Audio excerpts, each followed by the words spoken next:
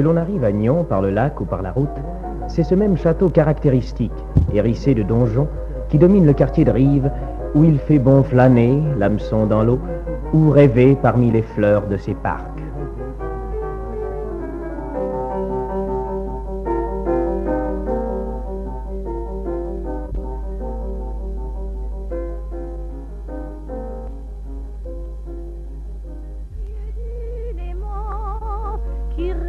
Soleil qui t'invite, dis-moi combien as-tu d'amants depuis des ans, ton cœur palpite au Nyon, belle fille du Léman.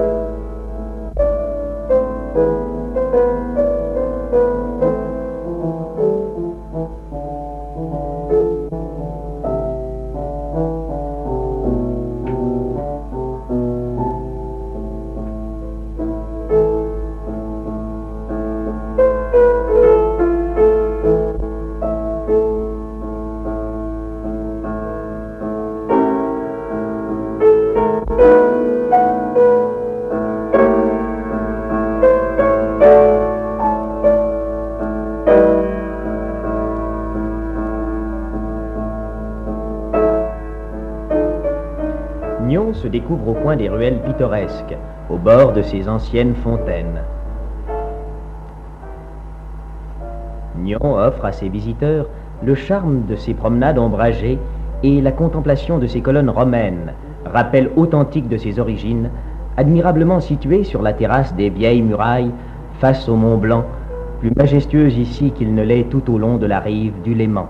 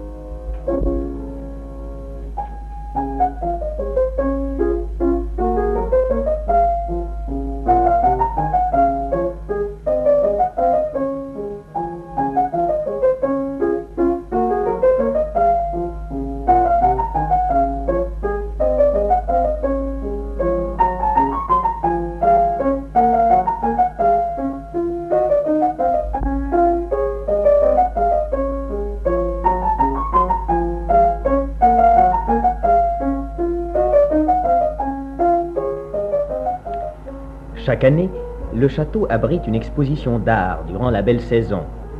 Fêtant les 2000 ans de sa fondation, la ville de Nyons, qui a donné le jour à d'illustres porcelaines et à de fraîches faïences, se devait de consacrer cette exposition à la céramique durant ses 20 siècles d'histoire.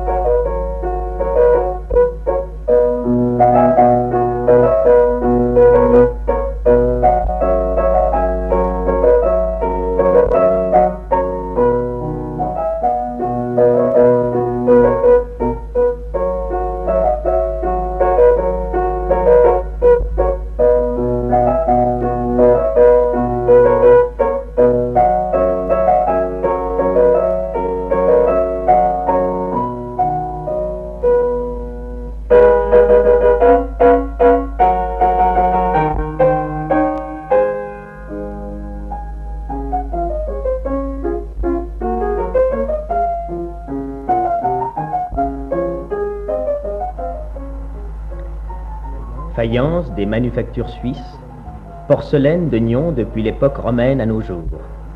Des artistes, aujourd'hui encore, poursuivent cette tradition d'art et de bon goût.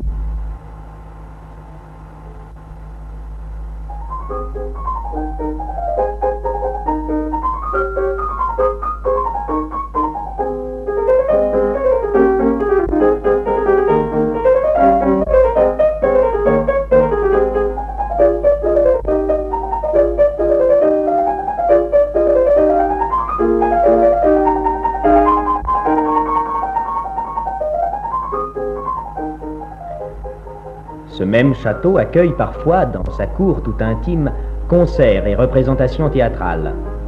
En cette année évocatrice de l'époque romaine, c'est tout naturellement Plaute qui présente son fantôme, cette farce d'une verve intarissable, transformée par les exigences de la technique en parodie du cinéma muet.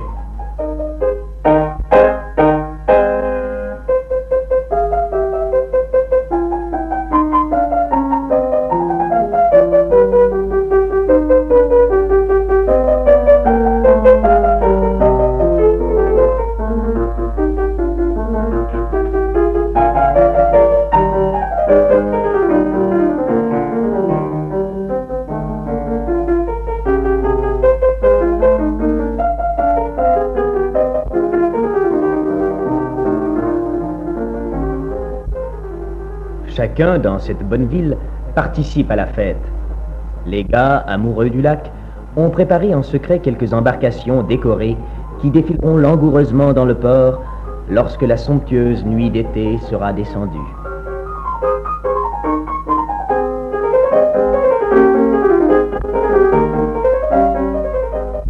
Les fêtes débutent par la célébration officielle des 2000 ans d'existence de la cité.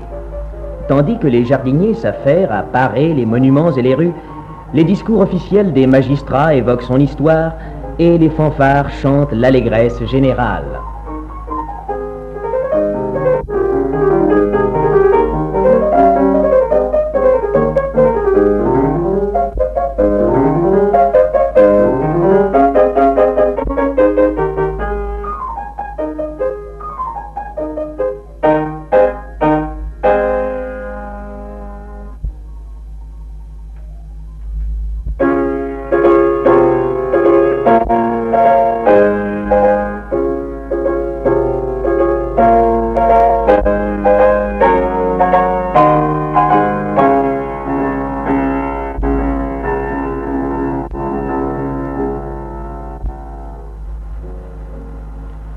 Cette histoire, la voici revécue tout au long d'un cortège qui va parcourir les rues pittoresques, follement applaudi par les amis du pays suisse et ceux de la France voisine. Une de ses caractéristiques est de remonter le cours de l'histoire. Faites donc avec nous l'effort de partir de 1803 pour qu'ensemble nous terminons ce spectacle sur les hauteurs de l'Olympe. Voici l'hommage des 32 communes du district à son chef-lieu, bientôt suivi des étendards des cantons suisses en 1803, date de l'entrée de Vaud dans la Confédération helvétique.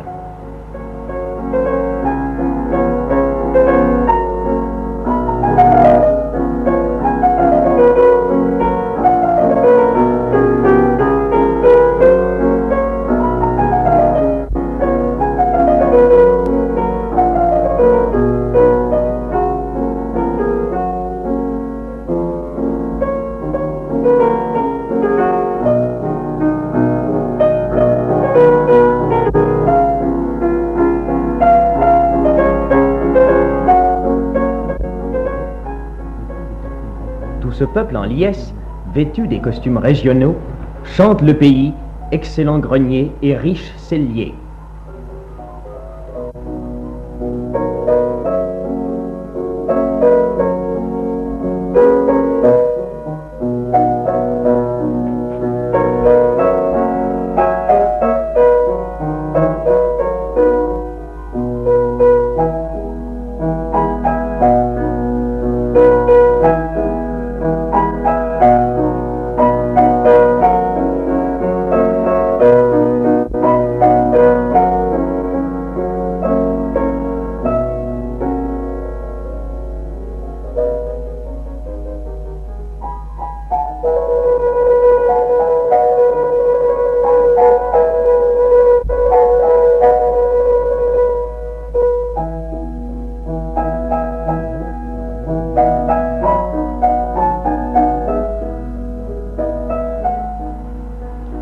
Nyon fut un relais obligé des diligences, sises au carrefour des voies reliant le nord au sud.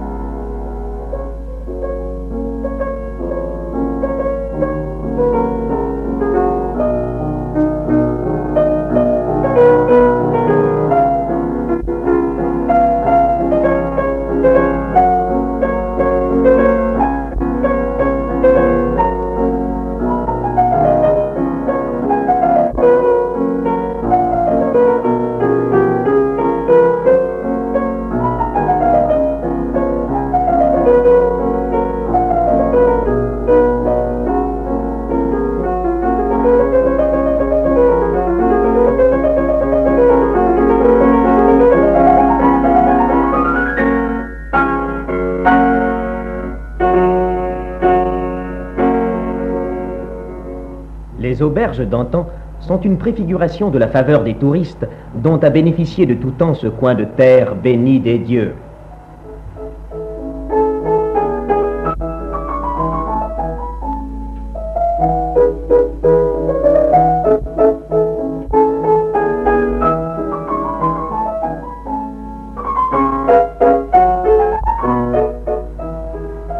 Mais l'histoire marche vite.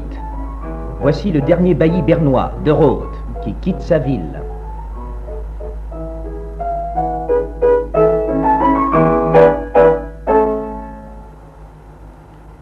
La révolution vaudoise a éclaté, bien pacifiquement du reste.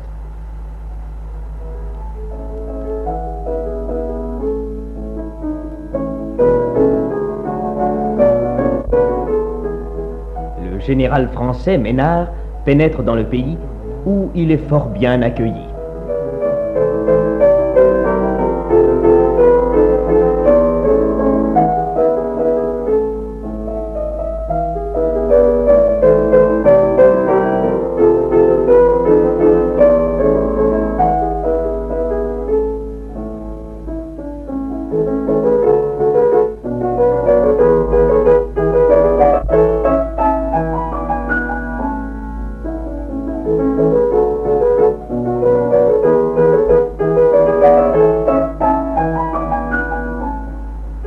En se rendant au congrès de Rastatt, Bonaparte est applaudi à Nyon et laisse, dit-on, un tendre souvenir.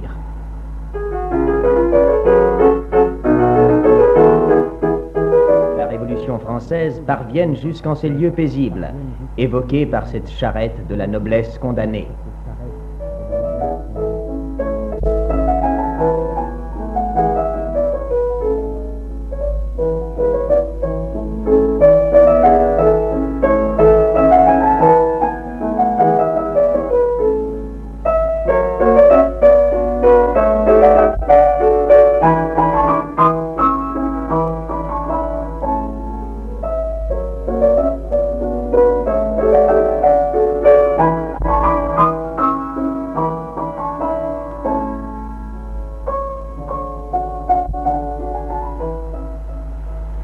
Nyon est très proche de Coppet. Le bailli de Bonstetten et Madame de Staël convient la société lettrée à une fête de mai. On s'amuse entre gens de bonne compagnie, on parle science, art et lettres.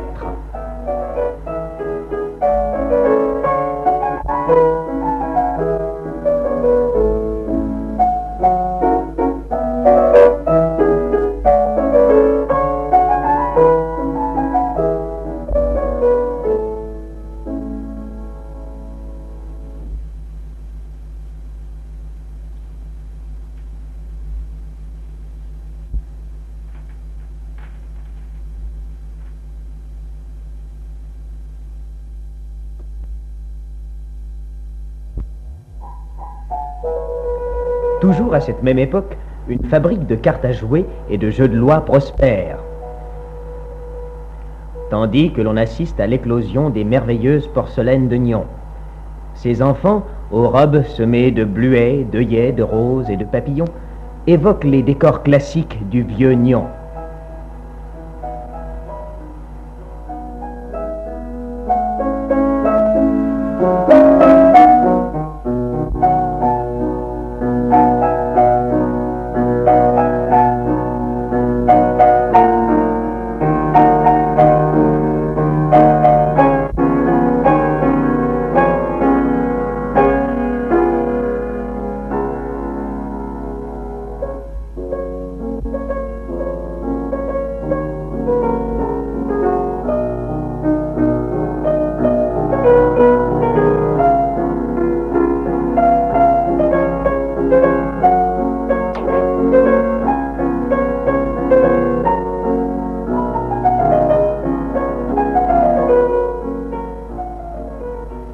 Le bailli bernois Engel introduit la pomme de terre dans la région et ramène ainsi la prospérité.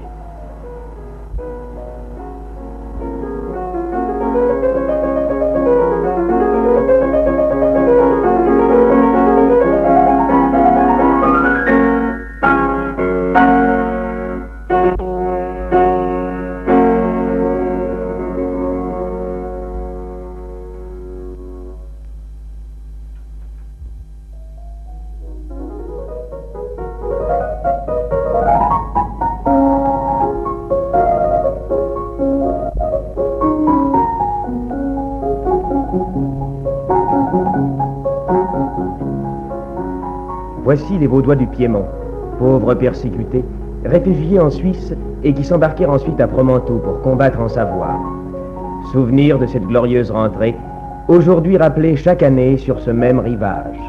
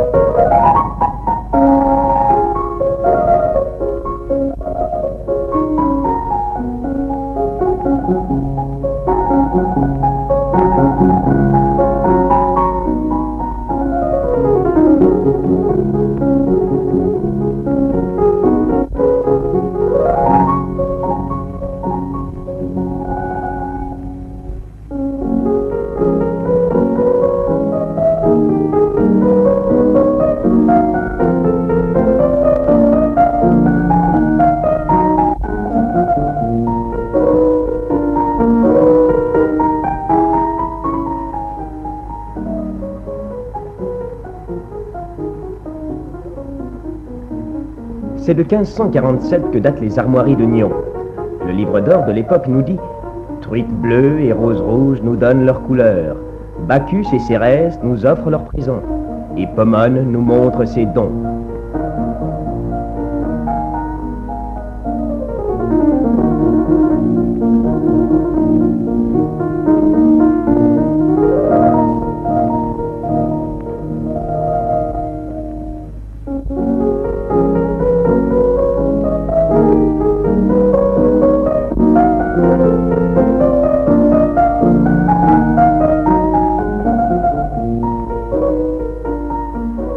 Les Bernois donnent leur appui au mouvement de la Réforme. Farel prêche la Bible à la main. Que veux-tu, sinon qu'elle flamboie ?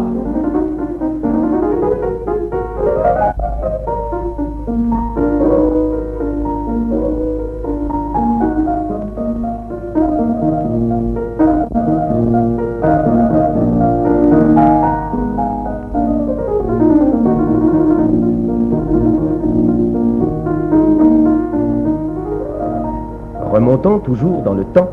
Voici le général bernois Négli, partant au secours de Genève. Il occupe Nyon avec ses troupes.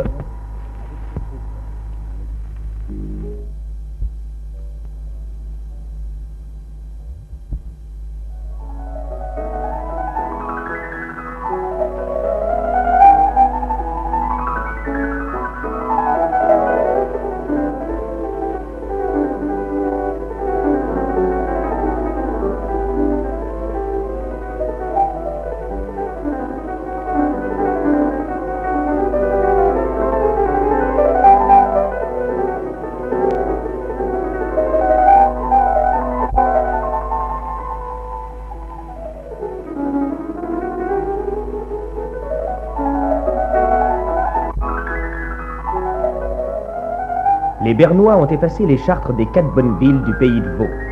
Ces 4 bonnes villes défilent en ce moment. Morges et sa défense militaire du lac.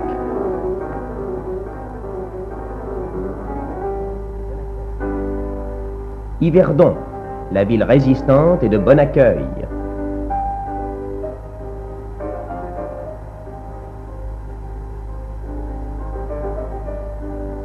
Moudon, siège des États de Vaud, et son comte vert.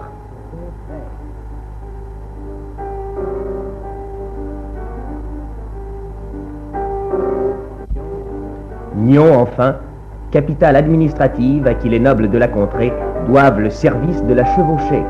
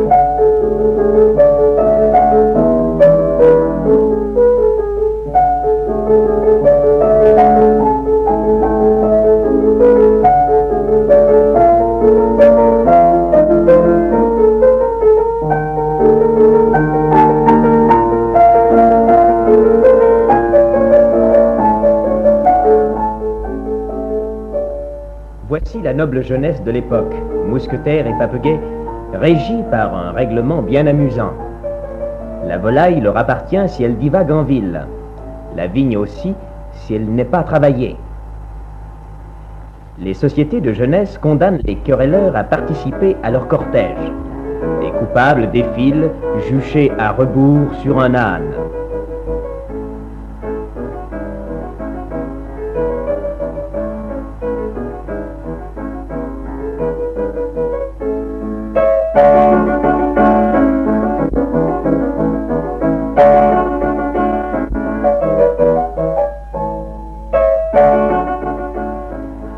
Cela n'empêche pas les farandoles de jeunes gens et de filles de parcourir gaiement les rues de la cité.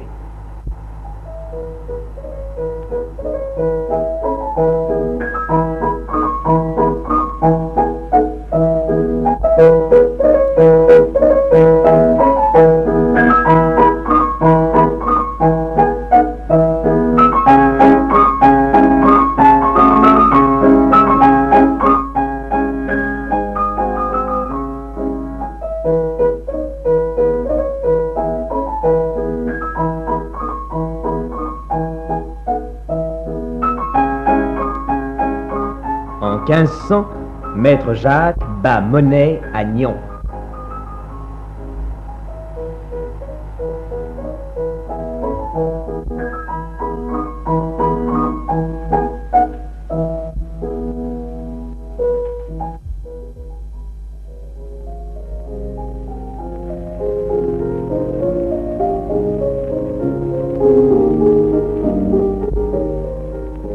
Ces bannières annoncent la vie religieuse au XIVe siècle.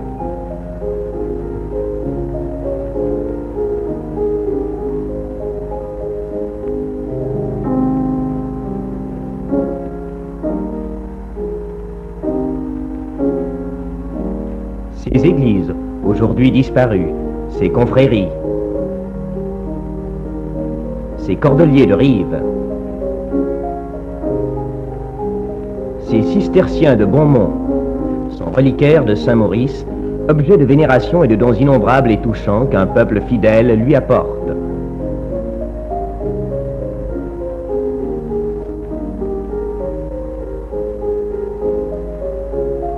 Les couvents reçoivent même 3 moulins pour faire face à leurs dépenses.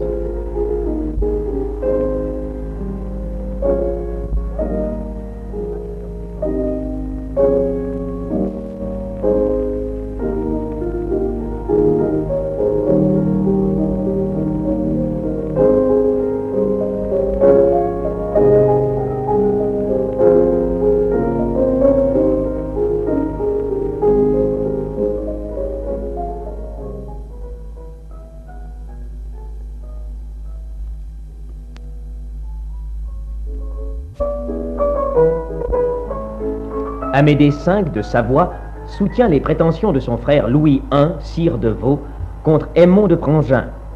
À la tête de ses troupes, il s'empare de Nyons en 1293. Il en fait la seconde capitale de la baronnie de Vaud.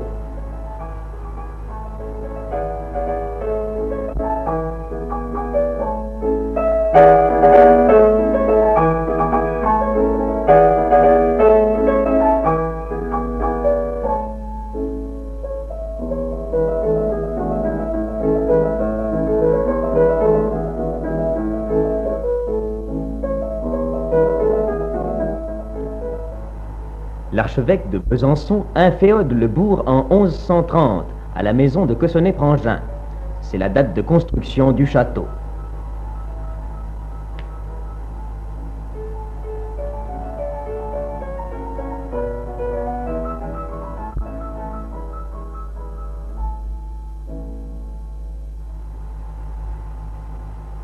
Le comte de Nyons, Anselme, caracole aux côtés de la noble dame d'Avernay, dont il soutient la cause à Genève.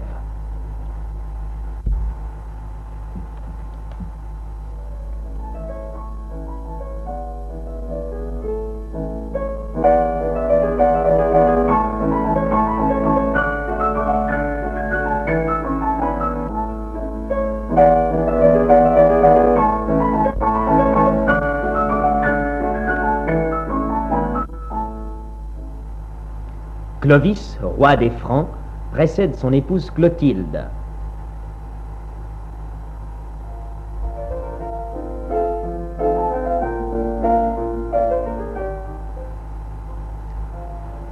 Soutenue par l'évêque Avitus, Clotilde, très dévote et charitable, convertit au christianisme son noble époux.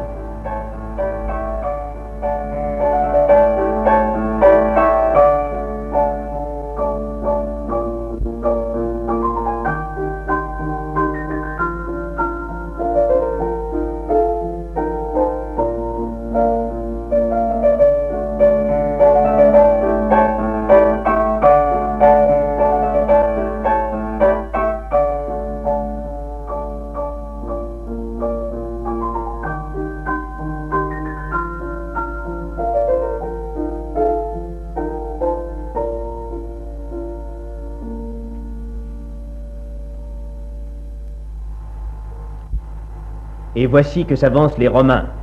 La Civitas Equestris est réunie à la Séquanaise, dont la capitale est Besançon. Les trophées représentent le temple de Jupiter et l'obélisque.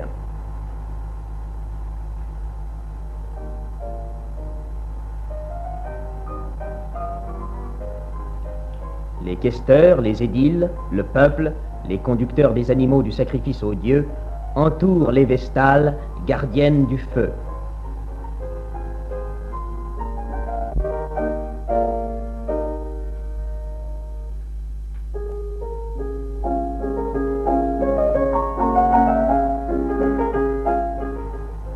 Les comédiens nous rappellent les nombreuses festivités chères au peuple romain.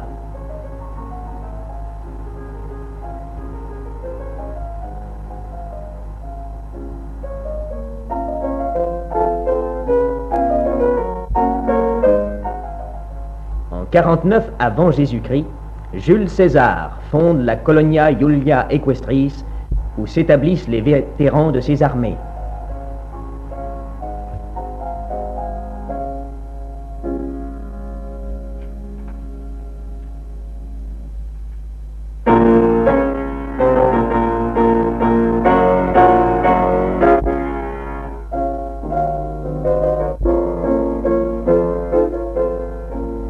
La Louve, l'Aigle, marquent le triomphe de Rome.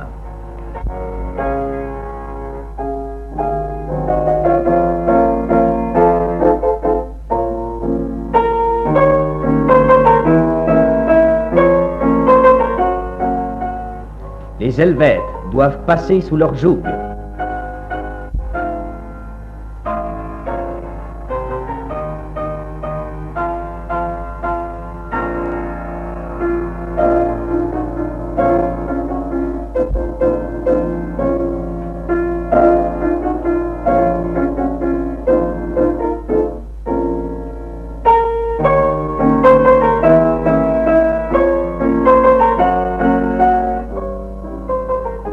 L'Empire s'étend jusqu'en Inde. Ces animaux exotiques symbolisent l'immensité de leurs possessions.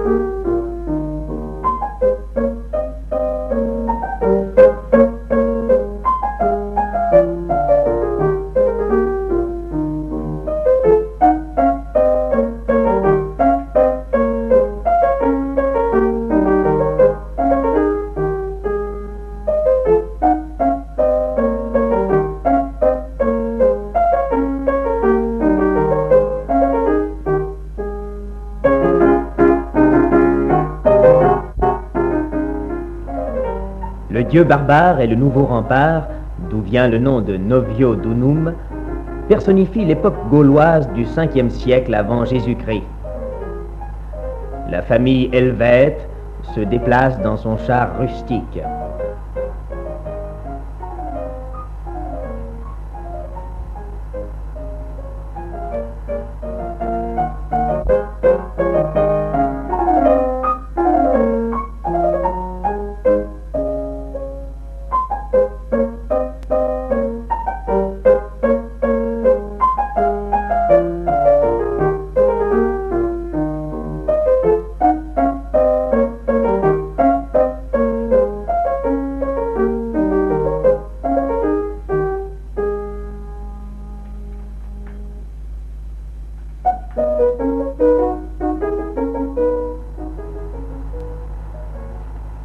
Les druides précèdent le char du sacrifice humain.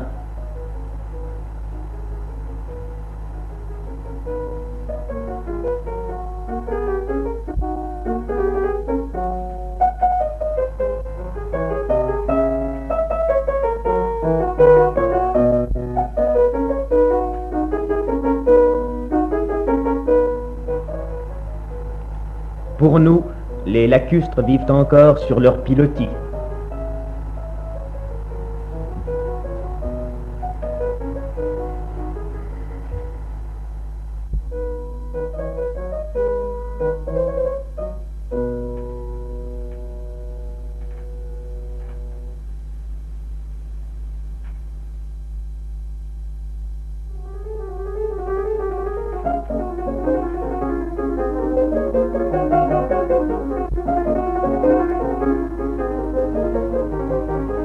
Voici la danse des éléments de la nature, la terre au ton vert, l'air d'azur pâle, l'eau au bleu mouvant, le feu au coloris violent. C'est le symbole des premières croyances de l'humanité.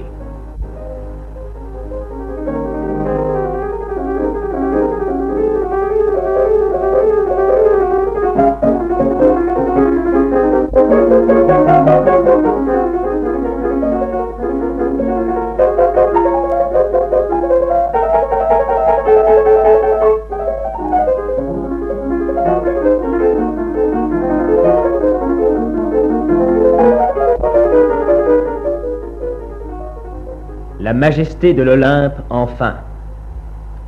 Les archers du soleil montent la garde autour des dieux et des déesses.